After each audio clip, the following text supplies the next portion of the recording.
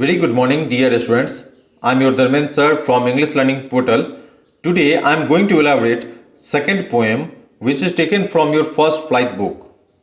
This one is a textbook in English for class 10th student. Name of the poem is Fire and Ice and this one is written by Robert Frost. Poem का नाम क्या है? Fire and ice और इसे किसने लिखा है? Robert Frost ने लिखा है. Before going into the elaboration, initially we need to understand why poet named this particular poem as a fire and ice. Poet ने इस पोएम का नाम फायर और आइस क्यों रखा है, फायर एंड आइस क्यों रखा है, इस चीज के बारे में नॉलेज होना बहुत ज्यादा जरूरी है. This one is your symbolic poem. ये आपका क्या है? एक सिंबॉलिक पोएम है. In which poet compared human characteristics, human behavior with two natural elements, and that one is your fire and ice. Robert Frost ने क्या किया है? ह्यूमन के कैरेक्टरिस्टिक्स को, ह्यूमन के बिहेवियर को दो नेचुरल एलिमेंट से कंपेयर किया गया है. वो दो नेचुरल एलिमेंट क्या है? Fire and ice. That's why a literal meaning of fire and ice is different, but in this poem it means something different. अगर हम लिटरल मीनिंग की बात करें तो फायर का अर्थ आग होता है और आइस का अर्थ बर्फ होता है. लेकिन इस पोएम में फायर किसी और चीज को रिप्रेजेंट कर रहा है और आइस डिफरेंट को. In this poem fire represents your desire, a human desire, whereas ice represents hate. Are you able to understand? When a human have lots of desire beyond his limitation, then he opt a wrong method. He goes for a destruction. अगर इंसानों में Dzire अगर limitation से बहुत ज़्यादा हो जाए, इच्छाएं होनी अलग बात है. अगर आपके पास डिजायर है, that's a good habit, a good nature, a good symbol. But if it goes beyond your limitation, then on that particular condition, you are going to opt a wrong method, wrong tool, by which you are able to fulfill your desire. अगर आपके अंदर में limitation से बाहर आपकी इच्छाएं हो जाती है, डिजायर हो जाते हैं, तो आप क्या करते हो? एक रॉन्ग मेथड को अपनाते हो, एक रॉन्ग टूल को अपनाते हो, जिससे कि आप अपने डिजायर को एक लिमिटेड टाइम फ्रेम के अंदर में कंप्लीट कर पाए. And in the same way hate automatically represents a destruction. अगर आपको नफरत हो किसी से भी तो वो आप डिस्ट्रक्शन के लिए ऑप्ट करते हैं, आप उससे दूसरे को बर्बाद करते हैं और खुद भी उससे बर्बाद होते हैं. So now I am going to elaborate your main poem. Some say the world will end in fire, some say in ice. From what I have tasted of desire, I hold with those who favor fire. This one is your first stanza. And in this stanza, you can find out two kinds of meaning. One is your literal meaning and another one is your poetic meaning. And now what I am going to do, just creating a relationship in between literal meaning and poetic meaning. इस stanza का दो अर्थ निकलता है, एक literal meaning निकलता है और दूसरा पोएटिक मीनिंग. मीन्स जो पोएटिक मूड में बनाया जाता है उसका अर्थ हम लोग निकालने की कोशिश करेंगे और उस दोनों के बीच में मीन्स लिटरल मीनिंग में और पोएटिक मीनिंग में दोनों का रिलेशनशिप एस्टैब्लिश करेंगे. तो यहां सम से represents people. Means you can easily say that this one is not an opinion of your poet. या पोएट का अपना ओपिनियन नहीं है. कुछ लोगों का सोचना है, कुछ लोगों का मानना है कि दुनिया आग के कारण खत्म हो जाएगी, जबकि कुछ लोगों का कहना है कि दुनिया आइस के कारण खत्म हो जाएगी. Means one group of people imagine even his opinion is that the earth core will get so much heated by which automatically it will lead to fire and it is going to destroy your earth's surface. Means पृथ्वी का सतह, पृथ्वी इतनी गर्म हो जाएगी कि उससे क्या होगा, आग होगा, और आग होने से क्या हो जाएगा, आपकी पृथ्वी नष्ट हो जाएगी. On the other hand, someone's opinion is that automatically your temperature is going to be too much low, and when it is beyond the limitation, means much more lower than the level, then again life is impossible on earth. अगर temperature बहुत ज़्यादा नीचे गिर जाता है, अपने limitation से बहुत नीचे गिर जाता है, ऑटोमेटिकली क्या हो जाएगा, पृथ्वी पर जिंदगी नहीं रहेगी.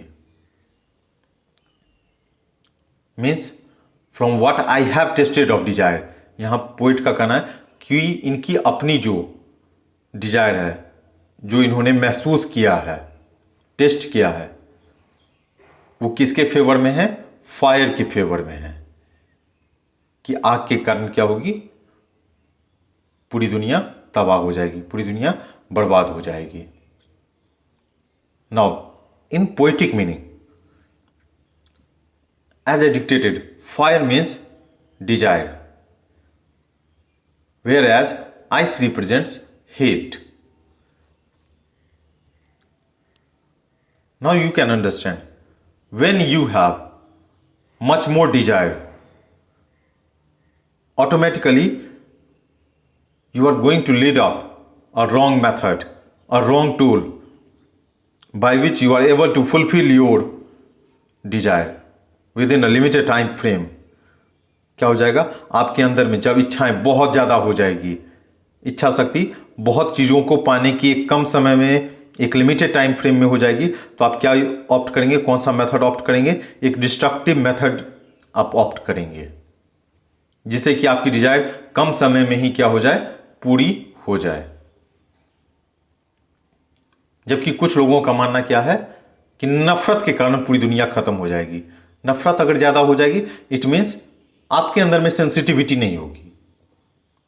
किसी के प्रॉब्लम को देखते हुए, किसी की पेन को देखते हुए आपके अंदर में वो सेंसेशन काम नहीं करेगा. आप क्या करोगे, नफरत करते रहोगे, और जैसे ही आप नफरत करोगे तो ऑटोमेटिकली ह्यूमैनिटी आपकी क्या हो जाएगी, खत्म हो जाएगी. और जब ह्यूमैनिटी पृथ्वी पर से खत्म हो जाएगी, दुनिया में से खत्म हो जाएगी, आप किस चीज के लिए लीड करोगे, डिस्ट्रक्शन के लिए लीड करोगे. इसलिए पोएट का कहना है कि जहां तक उन्होंने डिजायर के बारे में महसूस किया है कि पूरी पृथ्वी, पूरी दुनिया किसके कारण खत्म होगी, डिजायर के कारण. आप भी देख रहे होंगे, day by day we all have a different level of desire. Different level means day by day we are going to high up our desire. हम लोग अपने डिजायर को बढ़ाते जा रहे हैं, beyond our capacity, beyond our limitation, and it leads a wrong method, wrong tool for living. और ये क्या करता है, एक गलत मेथड को ऑप्ट करवाता है. In second stanza, but if it had to perish twice, I think I know enough of it to say that for destruction ice is also great and would suffice. Suffice means be sufficient, and perish means die.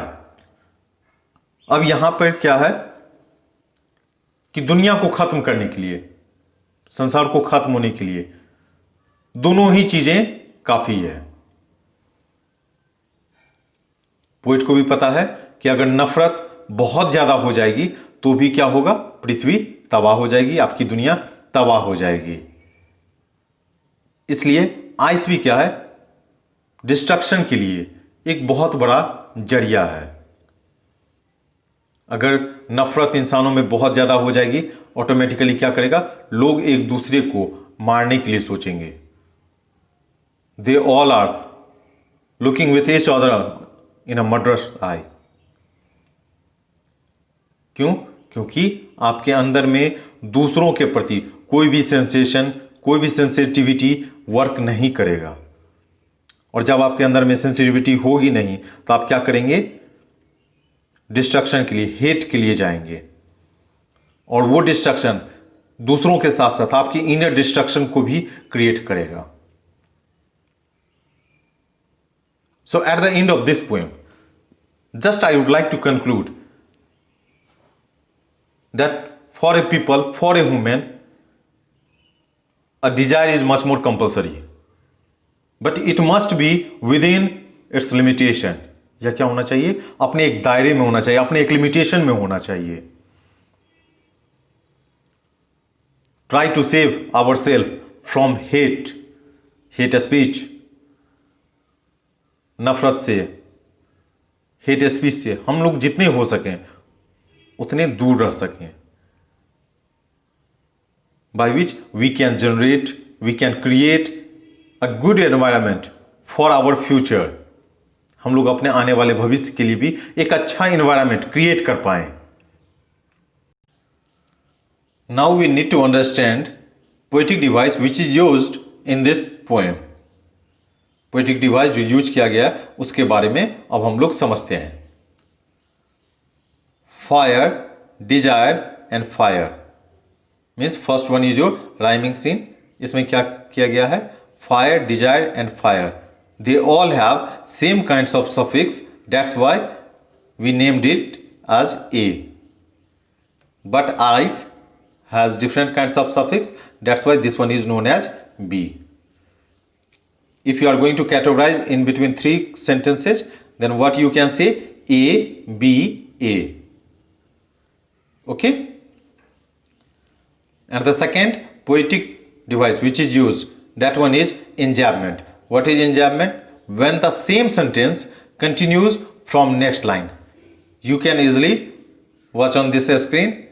First line continues to the second line without any punctuation mark. So here you can easily watch enjambment is used. Third line continues till the fourth line. Again enjambment is used. Next one is assonance. What is assonance?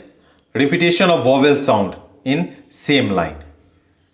Vowel sound, here you can, last line, hold O, those O, who, favor. O is your assonance word. Next one is alliteration. Alliteration means repetition of a consonant sound at the start of two or more closely placed words. जब दो लगातार शब्दों में आपके consonant words repeat हो जाएं तो उसे हम लोग क्या कहेंगे? alliteration कहेंगे. जैसे कि आप यहां पर देखते हैं W, W, F, F, ये आपके क्या कहलाते हैं?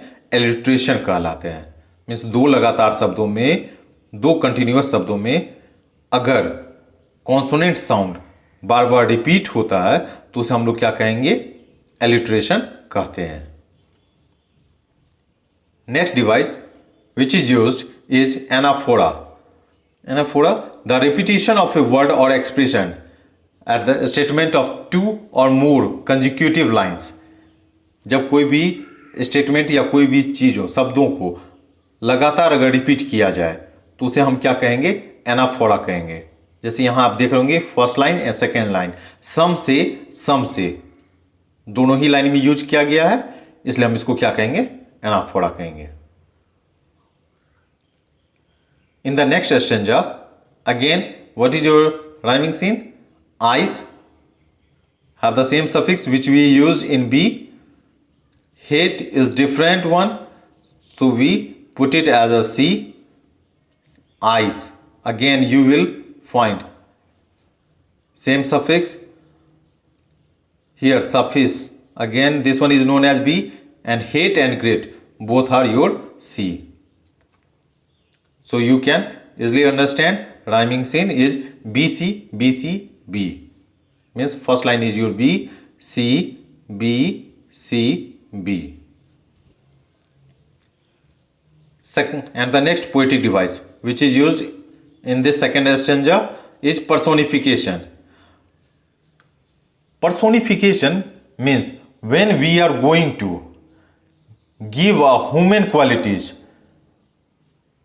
टू इनएनिमेट ऑब्जेक्ट मीन्स जब आपके दो ऐसे कैरेक्टर हों, दो ऐसे एलिमेंट हों जो कि लिविंग बीइंग ना हो, जब वो लिविंग बीइंग नहीं होते हैं और उनको हम लोग क्या करते हैं, ह्यूमन कैरेक्टरिस्टिक्स देते हैं, ह्यूमन की क्वालिटी देते हैं, तो उसे हम क्या कहते हैं, पर्सोनिफिकेशन कहते हैं। जैसे कि फायर एंड आइस, फायर और आइस को हम लोगों ने क्या दिया गया था नाम, फायर को हम लोगों ने क्या कहा था, desire, and ice is known as your head. तो ये आपका क्या कहलाता है, पर्सोनिफिकेशन कहलाता है। Next one is enjambment. Again when the same sentence continues from next line, second, third, fourth, fifth, means second line आपका स्टार्ट हुआ और वो कहाँ खत्म हो रहा है, फिफ्थ लाइन पर, means at the end of second line, third line and fourth line you didn't find any kinds of punctuation mark, कोई भी पंचुएशन मार्क नहीं है, तो हम इसे भी क्या कहेंगे, इंजैबमेंट कहेंगे। And the last one is imaginary. As you know that imaginary क्या होता है, जब हम किसी भी चीज के लिए हम इमेजिन करना स्टार्ट कर दें, और यहां पर क्या यूज किया गया है, जब कोई भी चीजों को हम अपने पांचों और sense means 5 sense we have, अगर उसकी जरूरत पड़ जाती है, उस चीजों की मदद से हम लोग किसी के बारे में जानते हैं, तो हम लोग क्या उसे यूज कहेंगे, उसे हम क्या कहते हैं, इमेजरी कहते हैं। तो यहां पर किस चीज का यूज किया गया, क्योंकि फायर एंड आइस को हम लोग अपने 5 सेंसेस से ही पहचान सकते हैं, इसलिए ये आपका एक last tool which is used. Eight the and the poem fire and ice by Robert Frost states a strong symbolic poem where fire is used as an emotion of desire and ice is used for hatred. In this poem, you can find out there are two groups of people and both of them have different kinds of opinion. One who is in a favor and has their own opinion that due to fire, your earth, your world is going to be destroyed. It's quite impossible life on earth, whereas other things that ice as a result of extreme low temperature could also end up life on the earth. Means at the end we can say that both the components fire and ice both are compared and used for self-destructing human emotion. दोनों ही components को compare किया गया, use किया गया human emotion को बर्बाद करने के लिए, दर्शाने के लिए। कैसे इंसानों के अंदर में, ह्यूमन के अंदर में जो इमोशन होते हैं वो बर्बाद होते हैं, और वो क्या करते हैं, खुद को भी तबाह करते हैं, खुद को भी बर्बाद करते हैं और दूसरे को भी। And that one is your desire and hatred. आपको अपने डिजायर पर भी लिमिटेशन होनी चाहिए और नफरत बिल्कुल नहीं होनी चाहिए, क्योंकि अगर एक इंसान के अंदर में सेंसेशन नहीं होगा, सेंसिटिविटी नहीं होगी दूसरे के प्रति, then we are not imagine a world, हम लोग दुनिया के बारे में एज्यूम भी नहीं कर सकते हैं।